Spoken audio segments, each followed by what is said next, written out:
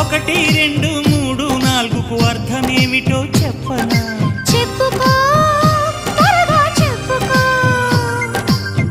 ఒకటంటే ఒకటిగా అడుగేద్దాం,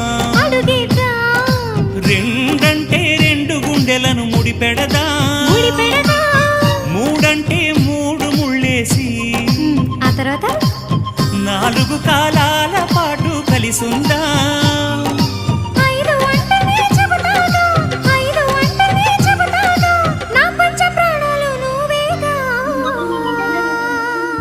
అమ్మావు ఇల్లు ఈగ చదివానాడు, ప్రేమ వలపు మనసు మమత చదివాయినాడు.